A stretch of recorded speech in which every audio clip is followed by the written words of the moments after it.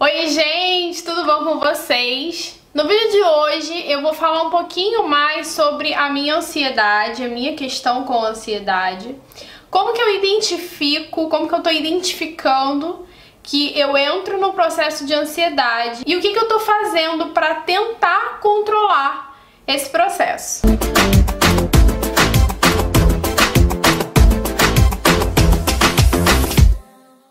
Bom, pra quem não sabe, pra quem ainda não assistiu o vídeo que eu vou deixar aqui embaixo linkado, já tem alguns meses que eu retomei a terapia e eu comecei a adotar outros métodos, outras formas de controle da minha ansiedade.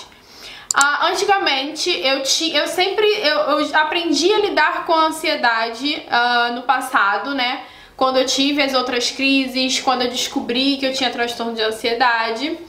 Porém, eu tratava no momento que a crise de ansiedade acontecia. Eu não prevenia a crise, eu não vinha trabalhando a minha mente. E é isso que eu tenho aprendido agora na psicóloga, na nova terapia, na nova terapeuta que eu tô fazendo, a controlar a ansiedade. Inclusive, hoje eu comecei a entrar no processo de ansiedade. E foi por isso que eu startei para vir aqui contar para vocês, conversar com vocês sobre isso, que quando eu identifiquei que eu estava entrando nesse processo, né, que eu estava começando a entrar em estado ansioso, eu falei, cara, eu preciso tirar o foco do que está acontecendo e fazer outra coisa. E eu acho que seria bacana falar disso nesse momento, tirando o foco, mas nem tanto assim. Porém, me abrindo, desabafando, contando pra vocês o que eu tenho feito e me ajudando também no momento a tirar o foco do que tem me preocupado, tá? Bom, eu não sei como que funciona pra você que tem transtorno de ansiedade, que tá me assistindo agora, mas eu identifiquei, junto com a minha terapeuta, que a ansiedade, pelo menos no meu caso, é um processo. Isso significa que eu não entro em estado de ansiedade de uma hora para outra. Eu venho ao longo dos dias entrando em tramas dentro da minha cabeça, criando tramas dentro da minha cabeça e vivendo dias muito agitados e ansiosos. Geralmente são dias que, acredito que eu já falei isso em algum momento com vocês, em que eu não vivo o presente, eu vivo em função do futuro. Eu vivo planejando, pensando na frente, me preocupando com coisas do futuro, tentando controlar o futuro, tentando controlar uma coisa que eu não tenho controle, porque ninguém tem controle do que vai acontecer lá na frente. A gente planeja, a gente sonha, mas a gente não tem como ter certeza de que nada daquilo vai dar certo. E esse acho que é o maior tormento do ansioso, perder o controle. Porque a gente costuma ser muito controlador em decorrência da ansiedade, né? A gente quer que tudo dê certo, que tudo funcione e ao mesmo tempo a gente pensa que vai dar tudo errado. Então eu percebo que eu começo a entrar aos poucos nessas tramas da ansiedade, de controle, de planejamento, de tentar prever o futuro, de começar a ficar com medo de alguma coisa não dar certo. E aí nessas horas eu não costumo pensar, é uma coisa muito estranha porque quem tá de fora não entende o que a gente explica, o que a gente fala sobre a ansiedade. Mas a gente não costuma identificar isso. A gente não costuma ter noção de que a gente está entrando nessa questão, nesse problema, nesse buraco negro, sabe? A gente não tem esse start, assim, de que isso tá acontecendo. A gente simplesmente começa, assim, no automático. O cérebro começa no automático.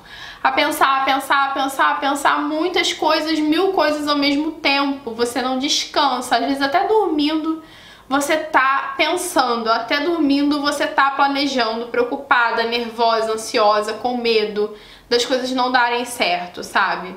Então é algo que a gente não controla, é muito espontâneo da cabeça do ansioso, né? E como eu falei pra vocês, a gente não percebe. E o que eu tenho feito é tentar perceber, tá?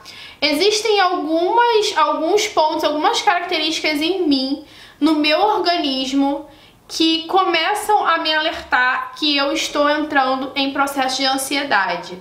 Esse é um dos pontos que eu falei pra vocês, a questão de ficar o tempo todo pensando, o tempo todo muito agitada, o tempo todo preocupada, o tempo todo com a cabeça muito cheia de coisas, tá? O segundo ponto é a concentração. Eu percebo que de uns tempos pra cá a minha concentração tá muito ruim.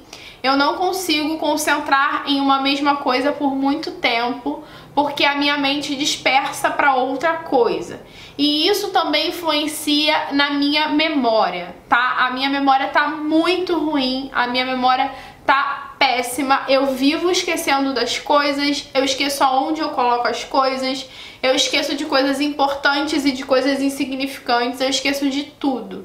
Então eu tenho que anotar tudo que eu preciso fazer. Às vezes a pessoa acabou de me falar uma coisa e 5 minutos depois eu já esqueci. Simplesmente porque a minha cabeça tá pensando em tantas coisas que às vezes eu não dou atenção que eu deveria para aquilo que eu tô ouvindo. E acaba fugindo da minha cabeça e eu esqueço completamente. Junto a isso, né, a falta de atenção, a falta de concentração e a perda da memória, né, a memória ficando fraca, existem sintomas da minha ansiedade que são sintomas físicos, tá? Além dos sintomas psicológicos.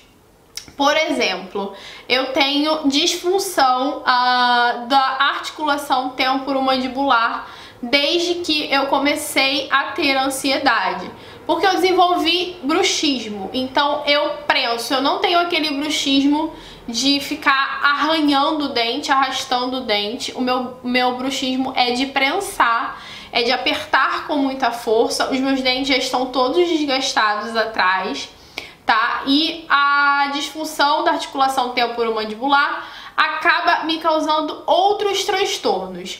No período da ansiedade é quando essa disfunção starta e eu começo a prensar muito o dente. Na verdade não é disfunção, né? É o bruxismo. É um período que eu fico forçando muito. Vocês podem notar que o meu rosto, principalmente do lado direito, tem ficado mais inchadinho do que o do lado esquerdo, e é em decorrência desse problema, né, do prensamento. E o prensamento acaba me dando dores musculares e articulares. Então eu sinto dor aqui no hospital, eu acho que é isso. Meu marido que me perdoe se eu estiver falando errado, mas ele me ensinou que é hospital, eu acho que é aqui. Eu sinto dor no trapézio, no levantador da escápula, sinto dor aqui em toda essa região, na cervical, nos ombros. Então eu sinto uma dor aqui que nenhum remédio de musculatura, né, nenhum remédio relaxante muscular passa. Já cheguei a tomar mais de um ao mesmo tempo e a dor não passou. Eu tive que fazer a liberação com o Felipe, que é fisioterapeuta, né? Então é complicado porque dói bastante e acaba chegando na cabeça. Eu acabo ficando com bastante dor de cabeça por conta de tudo isso, de todo esse estresse, de todo esse nervoso que acaba me causando o bruxismo. A coisa que acontece quando eu tô em período de ansiedade é a sudorese, principalmente das minhas mãos. Eu sinto que a minha mão sua muito mais do que ela sua normalmente. Eu não sou uma pessoa que suo com facilidade. E por fim, outra coisa que eu noto quando eu tô com a minha ansiedade muito no pico é a caspa, tá? Eu tenho tendência a caspa, já falei com vocês como que eu consegui controlar a minha caspa, que foi com o Nopur.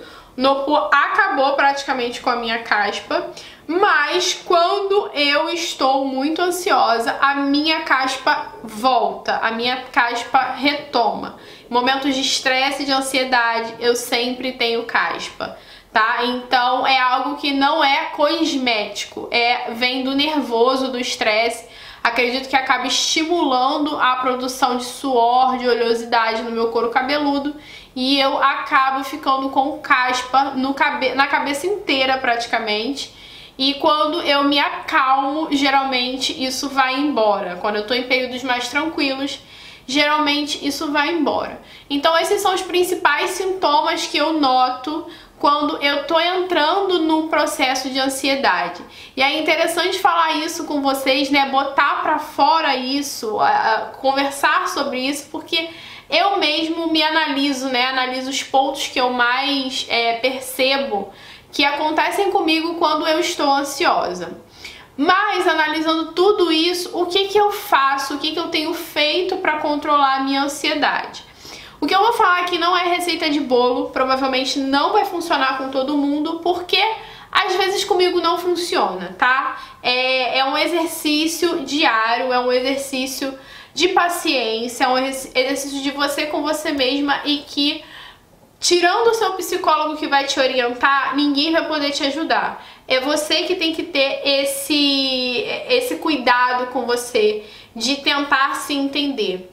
E uma coisa, antes de começar tudo isso, eu queria deixar aí de alerta 2 pontos, tá?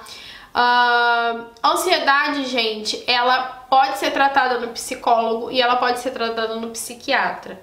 Se você já tentou de tudo, se você já passou por todos os processos, já fez tudo que você podia, você chegou no seu limite, procure um psiquiatra, veja um tratamento melhor pra você. Não tenha medo de ir ao psiquiatra. Eu sei que muita gente tem medo de se viciar em remédio. Eu também tenho. E confesso que eu tenho muito tabu e preconceito com relação a isso, que eu tenho quebrado aos poucos, tá? Mas se você tem esse problema e você não consegue controlar, isso tá afetando a sua vida de uma forma muito grande, não se culpe por isso. A gente já vai falar sobre isso aqui. Não se culpe pela sua ansiedade e não se culpe por ter chegado no seu limite. A primeira coisa que a minha psicóloga me ensinou e que tem me funcionado, porque só agora eu tenho colocado em prática da forma como ela me explicou, é autoanalisar o seu dia. É você começar a prevenir as crises de ansiedade. É você identificar quando que você começa a entrar num processo de ansiedade. E isso tem me ajudado bastante a não chegar num extremo. Porque a minha ansiedade, ela começa aos pouquinhos. Eu começo a entrar nos processos e aí chega um ponto que eu tô muito esgotada, muito estressada, muito nervosa, muito ansiosa. Eu chego no meu ápice e aí é quando eu apago. As minhas crises de ansiedade geralmente vêm de madrugada. Eu apago de noite, eu chego em casa tipo muito morta, eu apago e acordo de madrugada no meio de uma crise. É sempre assim que costuma acontecer comigo. Eu só tive crise de ansiedade fora desses padrões 2 vezes, uma recente na rua e uma muito tempo atrás, que foi como se fosse um episódio de síndrome do pânico, que eu não sei muito bem explicar, mas nunca mais eu tive esse tipo de episódio, tá?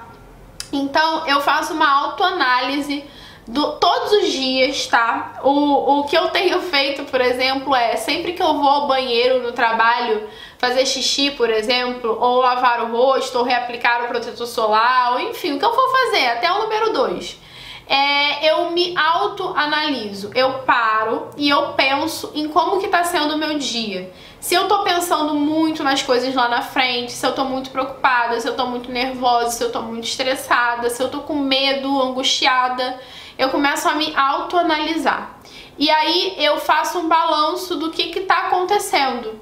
Se eu percebo que eu estou saindo do meu controle, né, do meu estado normal, eu tento limpar a minha mente. Eu paro, nem que seja 5, 10 minutos na minha mesa mesmo do trabalho, coloco uma música tranquila e começo a pensar em nada, ou então a contar as coisas à minha volta para trocar o meu foco. Eu começo a contar as pessoas na rua, observar quantos carros está passando na rua, ou eu vou orar, ou eu vou pegar alguma coisa para ler.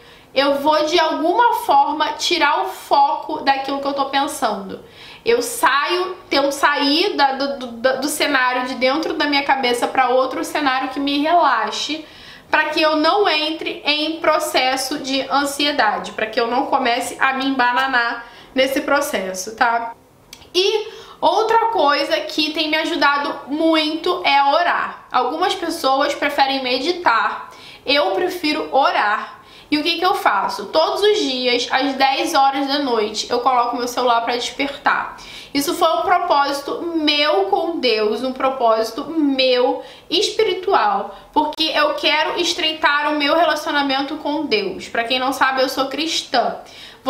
Se você não for cristão, se você não tiver nenhuma religião, você pode fazer outro tipo de meditação. Existe um aplicativo chamado Querida Ansiedade, que tem vídeos de meditação para você relaxar o seu corpo e não pensar em nada e tentar fazer esse processo de limpeza da mente antes de você ir dormir ou em algum momento do seu dia que você esteja muito estressado.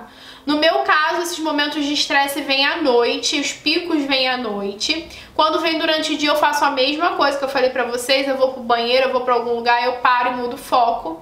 E à noite, o que eu não faço mais é deitar e dormir.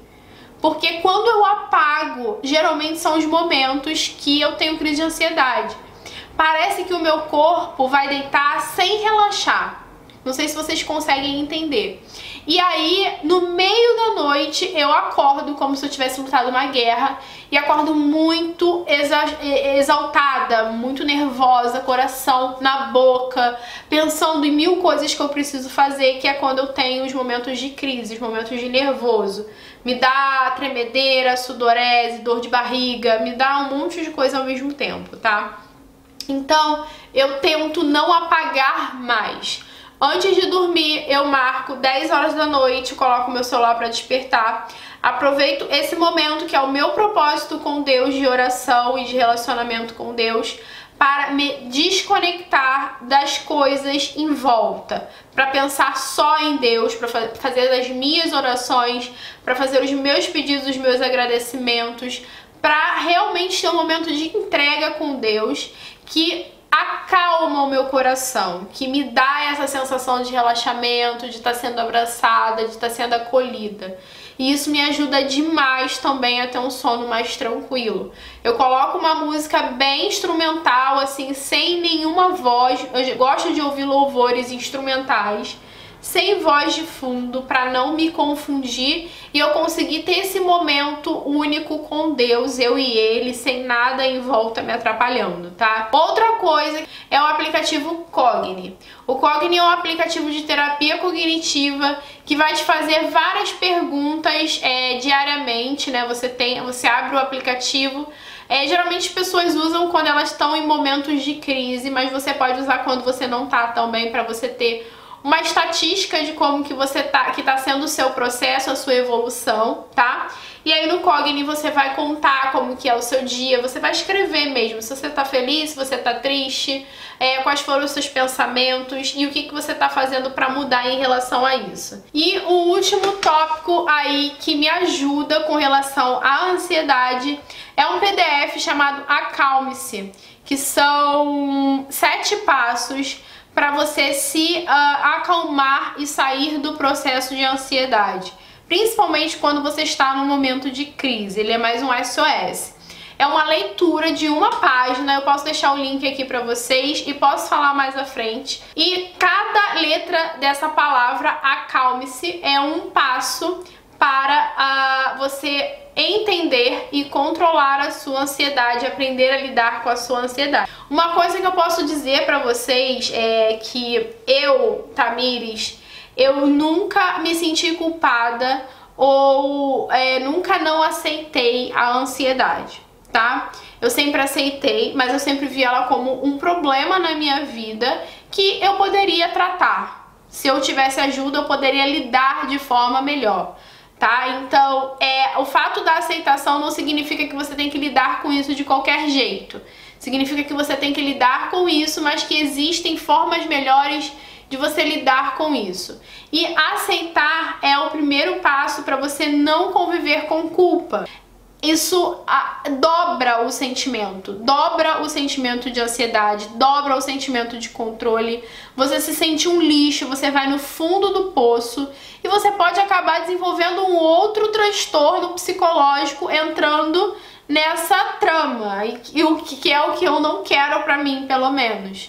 Então o que eu faço é aceitar essa condição e tratar ela da forma correta, né? O que eu faço é aceitar a ansiedade, tá? Não me sentir culpada por tê-la, porque é algo que infelizmente é da minha cabeça, e tratar da melhor forma, tá bom? Esse vídeo ficou longo pra caramba, mas eu espero que eu tenha dado um resumo mais geral de como que isso acontece e de repente que você se identifique com tudo que eu falei aqui, tá bom? Eu espero muito que vocês tenham gostado desse vídeo e provavelmente eu vou trazer mais vídeos falando sobre o Cogni e também sobre o Acalme-se, dando mais detalhes pra vocês sobre eles, tá bom? Um super beijo e até o próximo!